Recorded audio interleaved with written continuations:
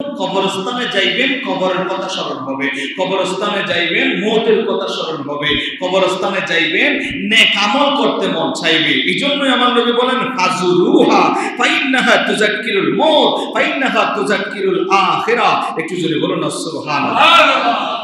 জিয়ারত আমার নবীও করেছেন। আপনারা আমরা কেন মা বাবার জিয়ারত করব না? আমার নবীজিও জিয়ারত করেছেন। আমার নবীজি জান্নাতুল বকির মধ্যে গেলেন। জান্নাতুল বকিতে গিয়ে আমার নবীজি ফাকালা আসসালামু আলাইকুম ইয়া আহলাল কুবুর। আমার নবীজি জান্নাতুল বকিতে গিয়ে তাদেরকে সালাম দিলেন, কবরবাসীদেরকে। ইয়াগফিরুল্লাহু লানা ওয়া লাকুম, ইয়াগফিরুল্লাহু লানা ওয়া লাকুম। আমার নবীজি বলেন, আল্লাহ আপনাদেরকে ক্ষমা করুন। এভাবে ওনাদের জন্য দোয়া করলেন। এবং আমার নবীজি বলেন, আনতুম সালাফুনা ওয়া নাহনু বিল আসার। আপনারা আমার আগে গিয়েছেন আমাদের, আর আমরা পরে যাব, কিন্তু সেই ঘরে সবাইকে যাইতে হবে কি হবে না? সবাইকে সেই ঘরে যাইতে হবে। আমার নবীজি বলেন, আনতুম সালাফুনা ওয়া নাহনু বিল আসার। আপনারা আগে গিয়েছেন, আমরা পরে যাচ্ছি। এটাই বলে বলে আমার নবীজি ওনাদের জন্য দোয়া করেছেন। শুধু তাই নয়, আমার নবীজির বিবি আমাদের আম্মা জান আয়েশা সিদ্দিকা রাদিয়াল্লাহু তাআলা আনহা থেকে এই হাদিস বর্ণিত। আম্মা জান আয়েশা সিদ্দিকা রাদিয়াল্লাহু তাআলা তিনি বলেন, ইয়াখরুজু মিন আখিরিল লাইল ইলাল বাকি। আমার নবীজির রাতের অন্ধকারে অনেক সময় নবীজি জান্নাতুল বাকিতে চলে যাইতেন। সুবহানাল্লাহ বলেন। জান্নাতুল, এই যে একটা কথা, এই যে আমরা সালাম দিই, আসসালামু আলাইকুম ইয়া আহলাল কুবুর, কবরবাসীদেরকে আমরা সালাম দিই। এই সালামটা কি তারা শুনে কি শুনে না? মৃত মানুষকে তো মানুষ সালাম দেয় না। মানুষ সালাম দেয় যারা জীবিত, তাদেরকে। কথা বলে ঠিক কিনা? মানুষ সালাম দেয় কাকে? জিন্দাকে, মুর্দাকে নয়। আমাদের আকীদা হলো এই যে যারা ইন্তেকাল করেছে, যারা ইন্তেকাল করেছে তারা মৃত নয়, তারা জিন্দা। ঠিক কিনা? এটি হলো আমাদের আকীদা। তারা সালামের জবাব দিতে পারে কি পারে না? একটা হাদিস আপনাদেরকে শোনাই। এই হাদিস মুত্তাফাকুন আলাইহি, বুখারী এবং মুসলিমের হাদিস। একদিন আমার নবীজি, এই হাদিস আব্দুল ইবনে আব্বাস রাদিয়াল্লাহু তাআলা থেকে বর্ণিত, মাররান নবী সাল্লাল্লাহু আলাইহি ওয়াসাল্লাম আলা কবরাইন। এই হাদিস হয়তো আপনারা আলেম উলামা থেকে হয়তো শুনেছেন। আমার নবীজি একদিন কবরের পাশ দিয়ে চলে যাচ্ছেন। হঠাৎ আমার নবী দাঁড়ায় গেছে। দুই পাশে আমার নবীজি দেখলেন দুইটা কবর। আমার নবীজি দাঁড়ায় গেলেন। দাঁড়ায় আমার নবীজি কবরের ভিতর দিয়া নূরানি নজর মুবারক দিলেন, আর দাঁড়ায় গেলেন। দুইটা কবরের পাশে যাইয়া নবী দাঁড়াইছে। আমার নবী বললেন, ও সাহাবায়ে কেরামরা রে, এই দুইটা কবরের মধ্যে আমি নবী দেখতে পাচ্ছি আযাব হচ্ছে। একটু জোরে বলুন না সুবহানাল্লাহ। নবী দেখে কি দেখে না? দেখে। আমরা দেখি না তো। নবী যদি মাটির ভিতরে কি হচ্ছে সেটাও যদি নবী দেখে, তাহলে এই যে মদিনা পাক থেকে এখানে আমার নবী দেখে কি দেখে না? অবশ্যই দেখে। আমার নবীজি এখানে দেখে কি দেখে না? দেখে। এটি হলো আমাদের আকীদা, আহলে সুন্নাহ ওয়াল জামাতের আকীদা। তা আমার নবীজি দেখতে পেলেন যে দুই কবরে আযাব হচ্ছে। এরপরে আমার নবীজি কি বলেন, সাহাবীরা রে, এই দুইটা কবরে আযাব হচ্ছে, আমি নবীজি দেখতে পাচ্ছি দুইটা কবরে আযাব হয়। একটা কাজ করো। বলি, ইয়া রাসূলুল্লাহ, কি জন্য কবরগুলোতে আযাব হচ্ছে? আমার নবী সেটাও বলে দিচ্ছেন। আমার নবীজি বললেন, এই দুইটা কবরে যে আযাব হচ্ছে, এই আযাবগুলো বেশি জটিল কোনো কারণে নয়, এই মানুষটা যদি চাইতো এই আযাব থেকে, দুনিয়ার জমিন থেকে বাঁচতে পারত। সুবহানাল্লাহ বলেন। এই মানুষটার আযাব কি? আলা কবরাইন ফাকালা ইন্নাহুমা লিয়ুআযিবানে। এই দুইটা কবরে আযাব হচ্ছে, ওয়ামা ইউআযিবানে ফি কাবীর, বড় কোনো কারণে নয়, আর তারা চাইলে বাঁচতে পারত। আম্মা হাদুহুমা, একজনের কবরে আযাব হচ্ছে ফাকানা ইয়ামশি বিন নামিমা, এই মানুষটা বেশি বেশি সগলখুরি করত। নাউজুবিল্লাহ বলবেন। এই যে সগলখুরি করে, এই ধরনের মানুষ আমাদের দেশে আছে না? আছে, আমাদের দেশে আছে। এই সগলখুর মানুষগুলোর কবরে আযাব আছে না নাই? আছে। অমুকের কথা অমুককে, অমুকের কথা অমুককে, অমুকের কথা অমুকে, অমুক বাড়িতে কি হয়েছে, ওই না হইছে এগুলো নিয়ে শুধু ওনার সারাদিন ঘোরাঘুরি, এগুলো না করলে তার পেটে ভাত যায় না, এমন অবস্থা। এরকম কিছু মানুষ আছে না নাই? আমার নবীজি বললেন এই মানুষটার কবরে আযাব হয় বড় কোনো কারণে না। এই মানুষটা যদি চাইতো আযাব থেকে বাঁচতে পারত। হুজুর কি কারণ? নবীজি বলেন এই মানুষটার কবরে আযাব হয়, এই মানুষটা দুনিয়ার জমিনে সুগুলকুরি করত। ও সুগুলকুরিরা, নবী বলেন যারা সুগুলকুরি করবা ওই মানুষটার কবরে আযাব হবে। আছে না নাই? আছে। সুগুলকুরি থেকে আমাদের দেশ, আমাদের সমাজকে আল্লাহ রক্ষা করুন। আমিন। আমিন বলেন। আপনারা কি বলে কষ্ট নিচ্ছেন বাবা? সুগুলকুরি এটা বড় মারাত্মক। আমার নবী বলেন এই কারণে ওনার আযাব হয়। ইয়া রাসূলুল্লাহ, ও মায়ার নবী গো, এই মানুষটার কবরে কি জন্য আযাব হয়? আমার নবী বলেন ওয়া আম্মাল আখির ফাকানা লা ইয়াস্তানজিহু মিন বাউলিহি। এই মানুষটার কবরে আযাব, এই মানুষটার কবরে আযাব হওয়ার কারণ এই মানুষটা প্রস্রাব করে সুন্দর মতো পরিষ্কার করত না। এই মানুষটা প্রস্রাব করতে ভালো মতো পরিষ্কার করত না। ও আমার যুবকের দল, অনেক যুবকদেরকে আমরা দেখি রাস্তার পাশে দাঁড়াইয়া দাঁড়াইয়া প্রস্রাব করে। ও যুবক ভাইরা যারা দাঁড়াইয়া প্রস্রাব করো, প্রস্রাবের কোটা ওই প্যাডের মধ্যে পায়জামার মধ্যে পড়ার সম্ভাবনা আছে না নাই? জোরে বলেন। এই ধরনের দাঁড়ায়া দাঁড়ায়া যারা প্রস্রাব করে, ওই প্রস্রাবের ফোঁটা যদি প্যান্টের মধ্যে পড়ে আর ভালো মতো পরিষ্কার করবেন না, এই জন্যই কবরে আযাব হবে। যুবক, কবরের আযাব থেকে যদি বাঁচতে চাও, অনেকে বলে হুজুর বসতে পারি না, এত টাইট করো। ও যুবক ভাই, কেন টাইট প্যান্ট পরলেন? বসতে পারবেন না,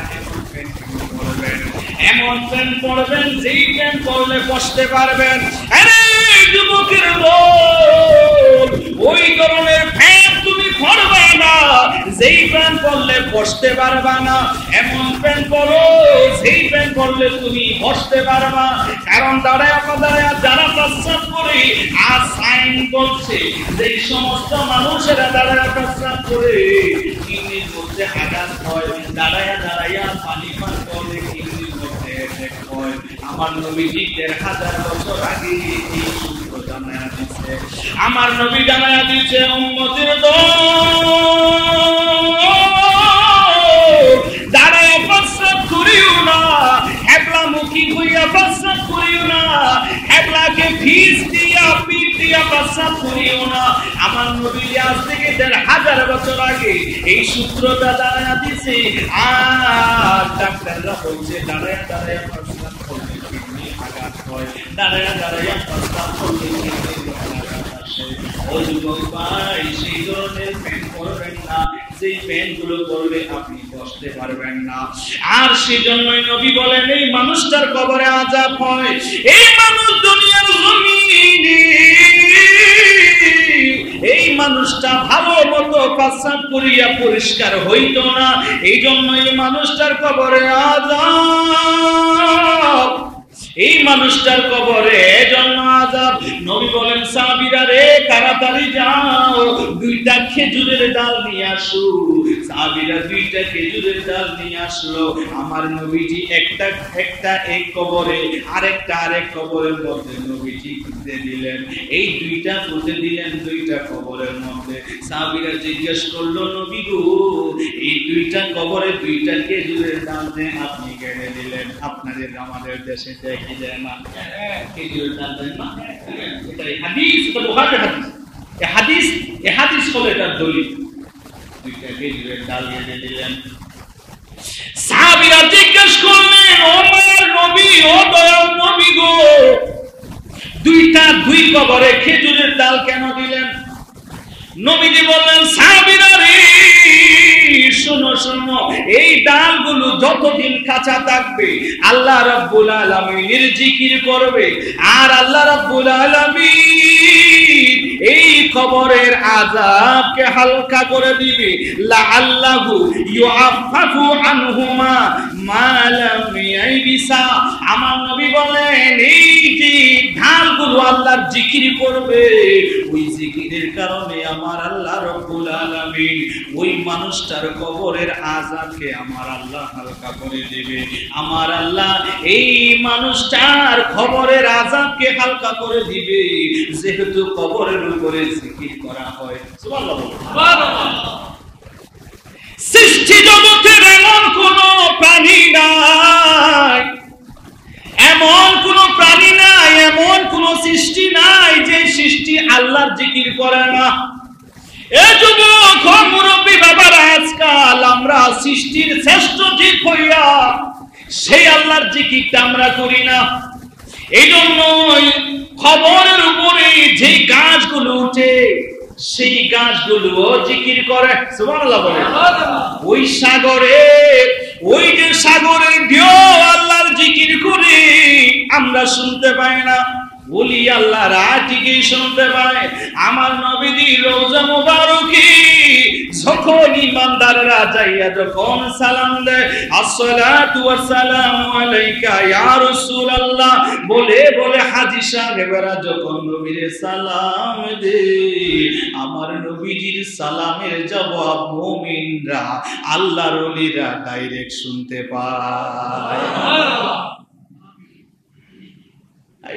হাজীগণ এখন আসতেছেন একটু বলেন না ও হাজী সাহেবরা মদিনা শরীফ গিয়েছেন কেমন লেগেছে সুবহানাল্লাহ বলবেন সুবহানাল্লাহ হাজীগণ বলো তো দেখি মদিনা লেগেছে কেমন যেথায় মোদের প্রিয় নবী যেথায় মোদের প্রিয় নবী করেছেন শয়ন মদিনা লেগেছে মাশাআল্লাহ মদিনা লেগেছে কেমন সুবহানাল্লাহ পৃথিবীর জমিনে যত শহর আছে যত সুন্দর স্থান আছে সবচেয়ে সুন্দর দামি জায়গা হলো সেই মদিনায়ে তৈয়বা একটু জোরে বলুন সুবহানাল্লাহ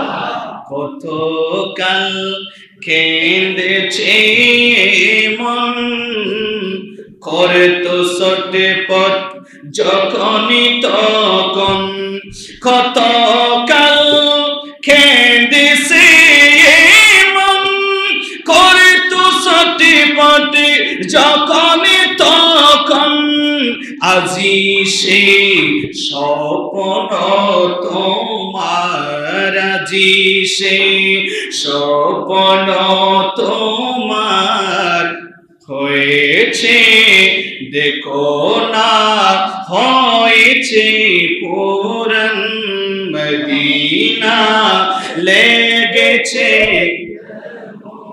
সওয়ারি ছুটেছে যখন আগে তার পৌঁছেছে মন সুবহানাল্লাহ হাজী বিমান উঠছে হ্যাঁ কিন্তু হৃদয় কোথায় মক্কা মদিনায় কথা বলেন ঠিক কিনা সওয়ারি ছুটেছে যখন আগে তার পৌঁছেছে মন দেখেছো গম্বুদে হাজরা দেখেছো গম্বুদে হাজরা তখন কি জ্বর ছিল নয়ন তখন কি জ্বর ছিল নয়ন হাজীগণ বলো তো দেখি মদিনা লেগেছে সোনালি জালিতে ঘেরা রওজা পাক সৃষ্টিতে সেরা সুবহানাল্লাহ সোনালি জালিতে ঘেরা রওজা পাক সৃষ্টিতে সেরা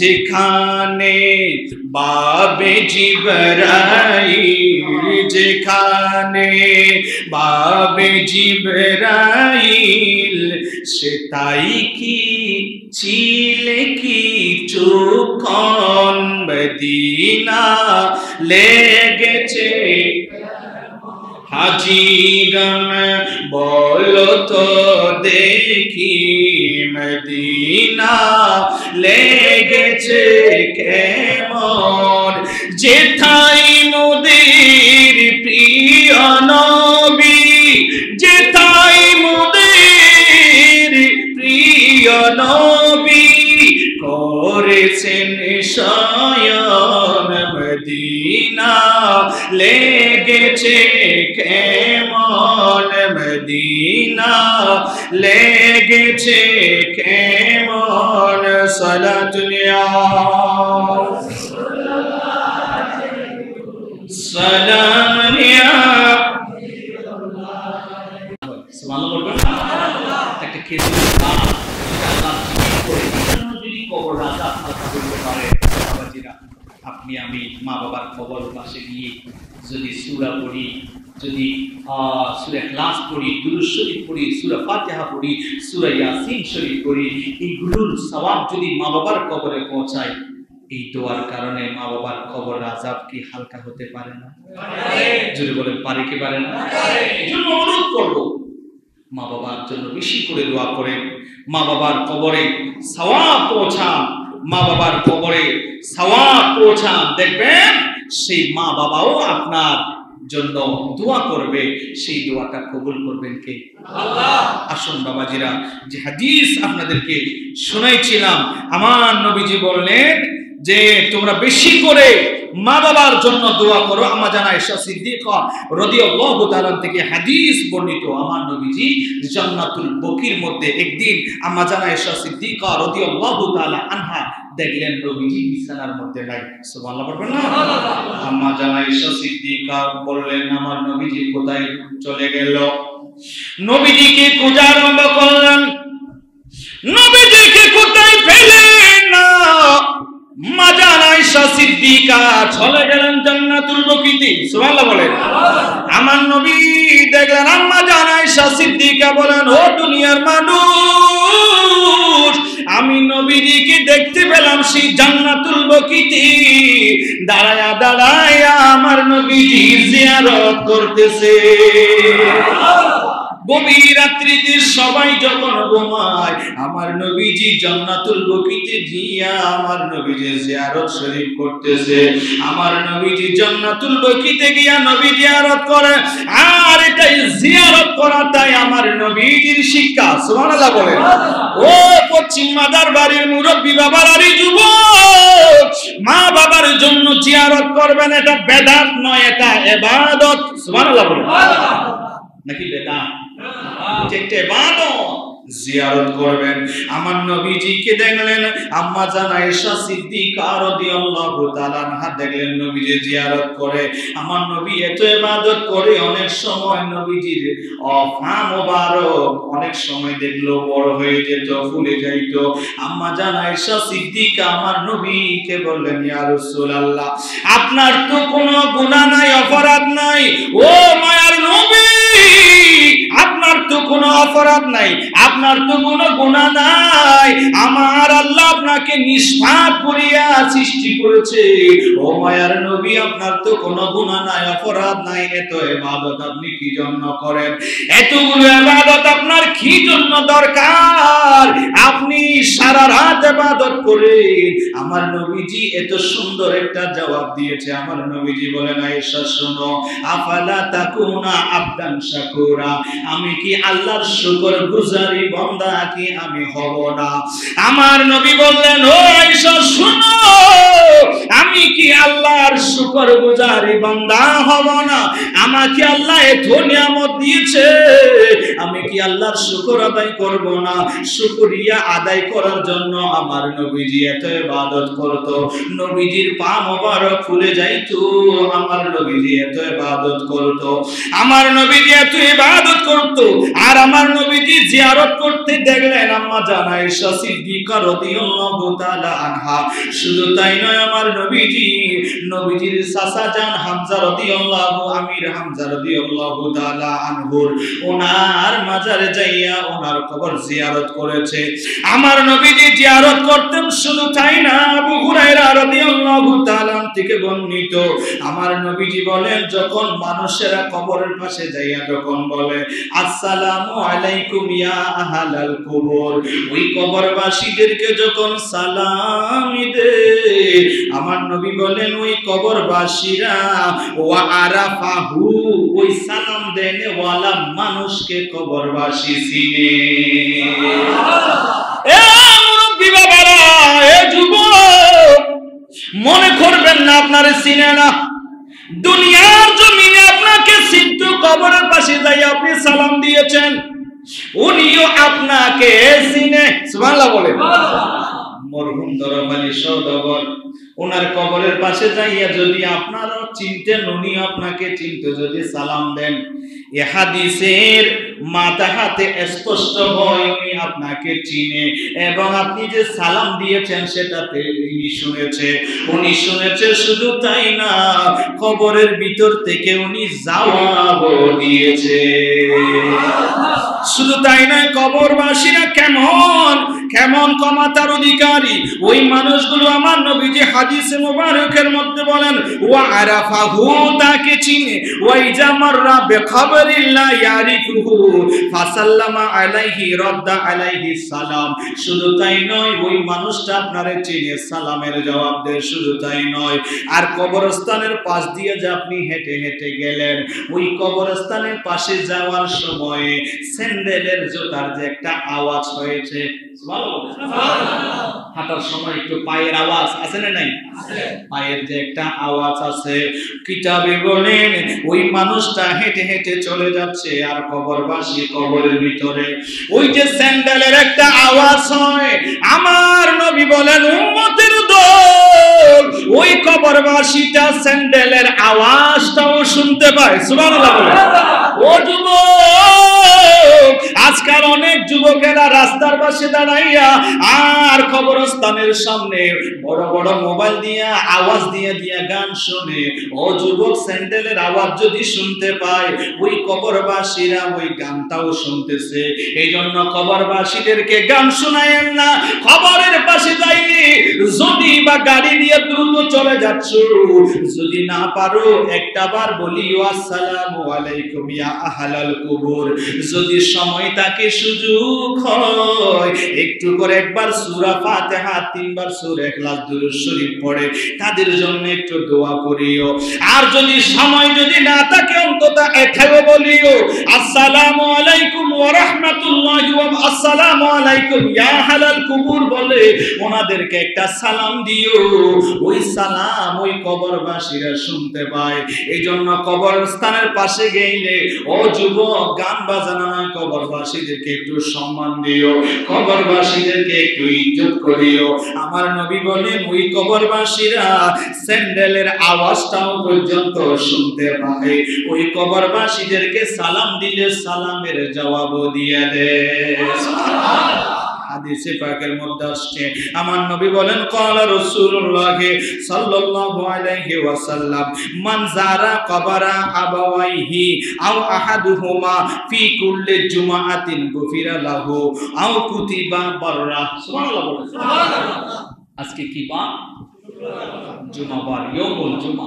আজকের দিনের হাদিস, আমার নবীজি বলেন ক্বালা রাসূলুল্লাহ সাল্লাল্লাহু আলাইহি ওয়াসাল্লাম মান যারা, যে জিয়ারত করলো, খাবারা কবর, আবাওয়াইহি পিতামাতার, আও আহাদুহুমা একজনের অথবা উভয়জনের, ফি কুল্লি জুমাতিন প্রত্যেক জুমার দিন জুমার নামাজের পরে বা সকাল বেলায়, যে মানুষগুলো জুমার দিন যদি ওই মানুষগুলো যদি মা বাবার জিয়ারত যদি করে, গুফিরা লাহু, গুফিরা তাকে ক্ষমা করে দেওয়া হয়, লাহু ওই মা বাবা দুইজনকে সন্তানের কারণে আমার আল্লাহ ক্ষমা করে দেয়। এ যুবক, মা বাবা ক্ষমা পাক সেটা কি চাও না রে যুবক? যদি মা বাবা ক্ষমা পাক সেটা যদি চাও, জুমার দিন মা বাবার জন্য দোয়া করো। হুজুর আমি থাকি চট্টগ্রামে, আমার বাবা মা হলো উত্তরবঙ্গে, হুজুর আমার বাবা মার জিয়ারত আমি কিভাবে করব? ও যুবক ভাই, তাদেরকে বলবো জুমার নামাজের পরে দ্রুত চলে যাইয়েন না, মিলাদ কিয়াম করবেন, নিয়ত করবেন আল্লাহ চাকরির জন্য চট্টগ্রাম থাকি অনেক দূরে আমার মা বাবা, ও আল্লাহ আমি মা বাবার জন্য হুজুরের সঙ্গে হাত বাড়াইলাম, জিয়ারতের করতেছি। আর এখান থেকে যখন আপনি জিয়ারতের নিয়তে মা বাবার জন্য দোয়া করবেন রে যুবক, আমার আল্লাহ ওই সন্তানের জিয়ারতের উসিলায় আমার আল্লাহ মা বাবারও ক্ষমা করিয়া দেবে। গুফিরা লাহু ওয়া কুতিবা বাররা, আপনি মা বাবার জন্য দোয়া করলেন, আপনার কি ফায়দা হয়েছে? হ্যাঁ, আপনারও ফায়দা হয়েছে। হুজুর কি ফায়দা? আপনি মা বাবার জিয়ারত করলেন, আমার নবী বলেন কুতিবা বাররা, কুতিবা তাকে লিখে দেওয়া হয়, ওই সন্তানকে লিখে দেওয়া হয়, ওই সন্তানকে লিখে দেওয়া হয় কিভাবে? বাররা, নেককার সন্তান হিসাবে।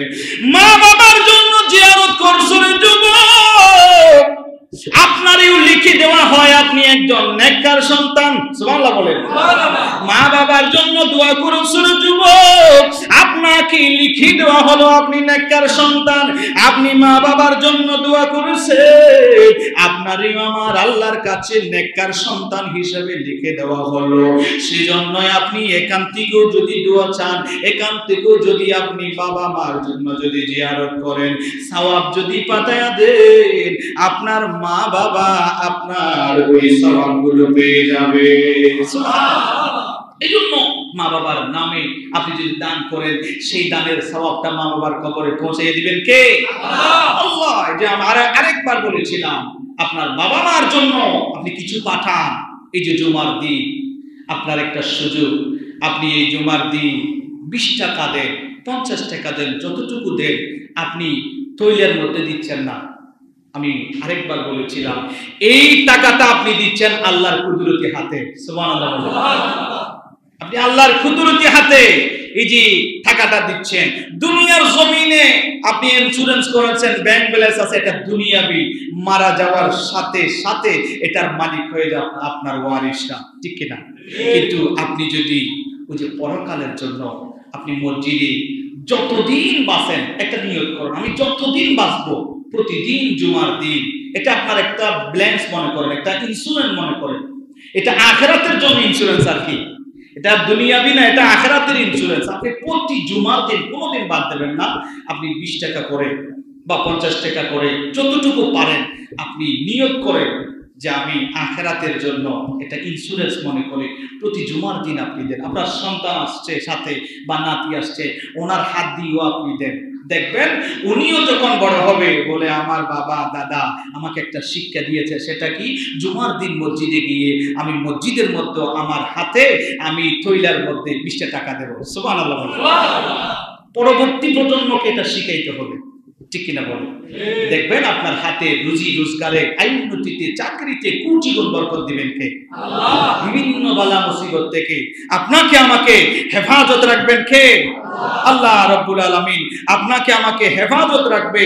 এজন্য হেফাজতে যদি থাকতে চান, আল্লাহর রাস্তায়ও কিছু কিছু দেওয়ার দরকার আছে না? আছে। দেন আল্লাহর রাস্তায়। অনেকে এখন এই যে কিছুদিন আগে ইদানিং একটা দেখতেছি বিভিন্ন জায়গায় একটা বাংলাদেশের সাপ বার হয়েছে না, এটার নাম কি? রাসেল ভাই। আর এই যে আতঙ্ক আছে না নাই বাবা? আছে। এগুলো থেকে হেফাজত করবে। আমি আপনাদেরকে একটা জিনিস শিখাই দিই, সেটা কি? এই যে সাপ বলেন, অমুক বলেন, এই বলেন, এগুলো যখন এগুলো আসলে এই ধরনের ক্ষতি করনেওয়ালা সাপগুলো মেরে ফেলা, এটা না জায়েজ না, এটা জায়েজ।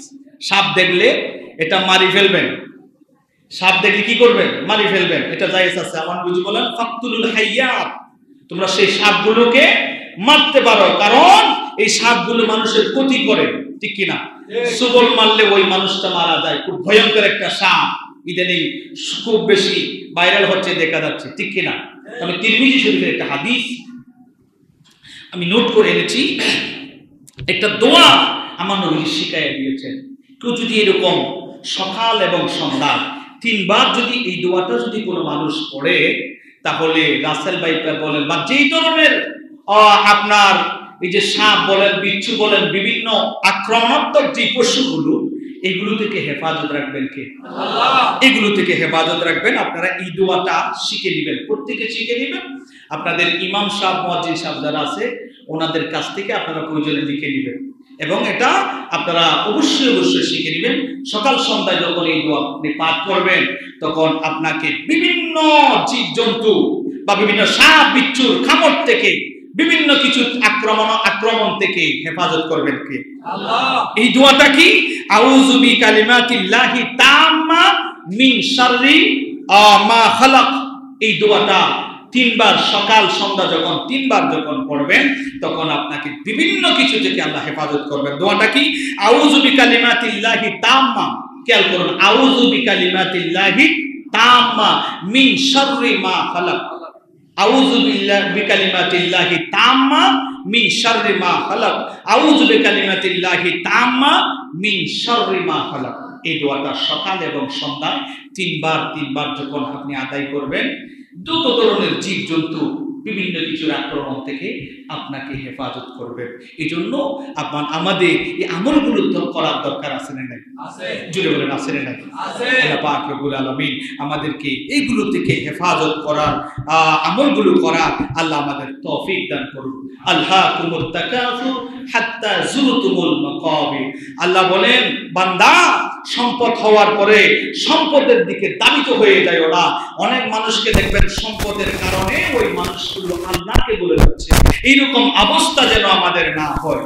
আমরা যেন মৌতের আগ পর্যন্ত ঈমান নিয়ে দুনিয়ার জমিন থেকে যেন চাইতে পারি। যতদিন বাঁচবো মাইনুরব্বীদের জন্য দোয়া যেন করতে পারি। আল্লাহ আমাদের সেই তৌফিক দান করুন। আমিন। ওয়া মা আলাইনা ইল্লাল বালাগ। আসসালামু আলাইকুম ওয়া রাহমাতুল্লাহ।